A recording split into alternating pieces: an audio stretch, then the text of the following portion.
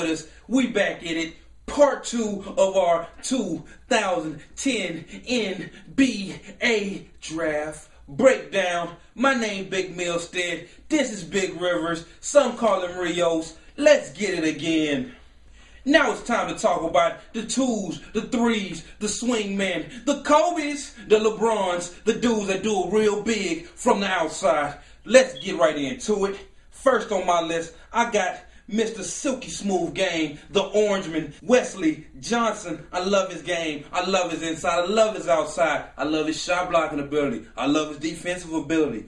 Only thing against Mr. Johnson is he's a little old because he's probably old enough to be a senior. How times have changed. Secondly, I have the Big 12 Player of the Year on my list. Mr. Cowboy himself, Mr. James Anderson. I love this kid's game. Inside, outside, handles. Pretty good defender. Needs to improve rebounding, but you know what? They don't pay him to rebound. And third with a bullet, I got Mr. Paul George, the T-Mac clone, the 6'9", silky smooth, shake and bake young man who can drop a dime on you anytime he like.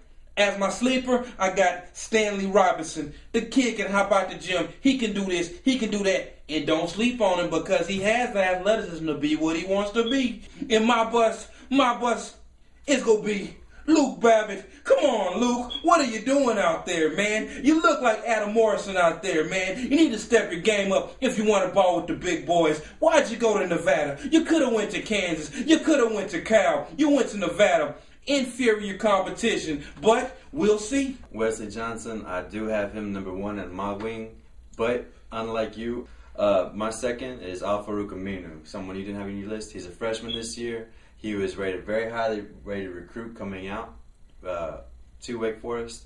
He produced in the ACC, which Duke was from the ACC. They won eventual champions. Wake Forest didn't have the best season by any means, but I still think he produced. He's a little more athlete than he is basketball player at this juncture, but I think his upside is far higher as a basketball player. My third, I want to have James Anderson. I think, like you said, from Oklahoma State University, he can shoot the ball. He's a facilitator of the offense. I really do enjoy watching him play. The only thing is he doesn't rebound, and he does get. There was a little bit of a problem his last season, not this past season, but the previous season, with him getting a little too emotional during games. My sleeper, everyone knows him, Jordan Crawford. Last summer, everyone made big news when he dunked on LeBron at the Nike camp. Went to Xavier. He scored a lot of points over there. He was great on the offensive end. He's not as tall as you'd like your wingman to be, but I think that he has the talent to become a very good contributor in this league. My bust is Gordon Hayward. He has a very high potential, but I do think that his potential to be a bust is far greater. The risk outweighs the reward. Crawford a lot too. My only thing about John Crawford is his size. 6'4", yeah, he's a little. He was 6'3" at the combine, so I don't know. Paying 2, it's gonna be tough for him at 6'3", being a 2. But he's a guy in the Willie Warren mode who can be lighting off much like his brother did. His brother, the 6th man of the year last year, Jamal Crawford. He could do that same thing, but he doesn't have the 6'7" frame. But he has the same kind of tenacity, same kind of stroke. He has explosion. LeBron knows about it, and so does Nike. So we'll see. We'll see. But we'll recap that. We both like Wesley Johnson as our number 1 swing. I like James Anderson. He likes Al-Farouq as his number 2 swing.